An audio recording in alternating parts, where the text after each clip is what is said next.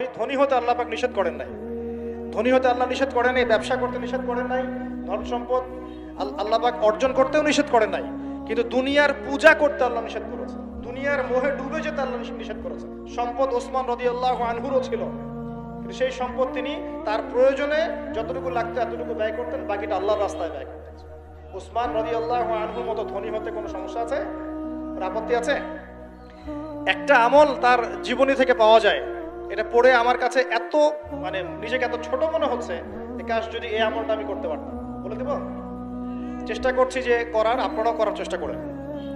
উসমান রাদিয়াল্লাহু আনহু ধনী ছিলেন কিনা, নবীর কাছে গিয়ে বলছেন যে আমার ধন সম্পদ খুব বেশি বাড়ছে, ইয়া রাসূলুল্লাহ আপনি সম্পদ একটু কমানোর দোয়া করেন তো আমার জন্য। চিন্তা করা যায় মানুষ এমন দোয়া কেউ করবে এই যুগে? আচ্ছা, নবী সাল্লাল্লাহু আলাইহি ওয়াসাল্লাম বললেন তুমি উটের পিঠে গাধার পিঠে খাওয়া দাওয়া করো, ঠিক আছে, খাওয়া দাওয়া করো। তো তিনি খাওয়া দাওয়া করেন। এখন কয়দিন পরে, কয়দিন বলতে কতদিন আল্লাহ ভালো জানেন, তিনি এসে বলছেন ইয়া রাসূলুল্লাহ আমার তো সম্পদ আরো আগের চেয়ে বাড়তেছে, দেখি আপনি কি দোয়া করলেন? সম্পদ আরো বাড়া শুরু করেছে। তখন তিনি বলছেন যে তুমি যখন খাও তখন তোমার হাত থেকে যদি খাবার পড়ে যায় তুমি কি করো? তখন তিনি বলেছেন আমি আমার হাত থেকে খাবার যদি পড়ে যায়, একটা দানাও যদি পড়ে যায়, আমি উটের পিঠ থেকে নেমে সেই খাবারটাকে তুলে পরিষ্কার করে তারপর খাই। উসমান রাদিয়াল্লাহু আনহু এত ধনী মানুষ, তিনি প্রতি বেলায় 100 মানুষকে খাওয়াতে পারেন, কোনো সমস্যা নেই। তিনি একাই তাবুকের যুদ্ধে 30,000 সৈন্যের দায়িত্ব নিয়েছেন। 30,000 সৈন্য 3 মাস যাবে, যাত্রা বিরতি করবে, খাবে দাবে, তাদের ঘোড়া অস্ত্রশস্ত্র সব দায়িত্ব একজন ব্যক্তি বহন করেছেন, উসমান রাদিয়াল্লাহু আনহু। কত বড় ধনী আপনি চিন্তা করেন। উনার মতো ধনী কোন পররাষ্ট্রমন্ত্রী নাই পৃথিবীতে, এখন কোন বিশ্ব নেতাও নাই উনার মতো ধনী, এখন কেউই নাই।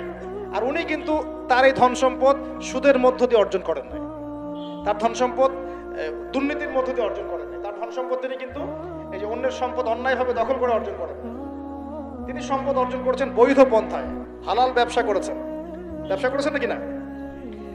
এই যে আমল, তো নবীজি বলছেন যে তোমার আমল যদি এমনই হয় তাহলে তোমাকে আল্লাহ পাক সম্পদ দিবে না, কাকে সম্পদ দিবে? মানে তুমি আল্লাহ পাকের যে সম্পদ রিজিকের যে শুকরিয়া আদায় করো, কৃতজ্ঞতা প্রকাশ করো যে আল্লাহ আমাকে ভালোবেসে রিজিকটা দিয়েছেন, আমার হাত থেকে পড়ে গেছে, আমি তুলে খাই। এই যে আল্লাহ পাকের নেয়ামতের প্রতি তোমার যে শ্রদ্ধা, সম্মান, এর শুকরিয়া স্বরূপে আল্লাহ পাক তোমাকে এরকম সচ্ছল বানাই দিয়েছেন, আপনি কিছু করার নাই। উসমান রাদিয়াল্লাহু আনহুর মতো ধনী হতে কোনো সমস্যা আছে?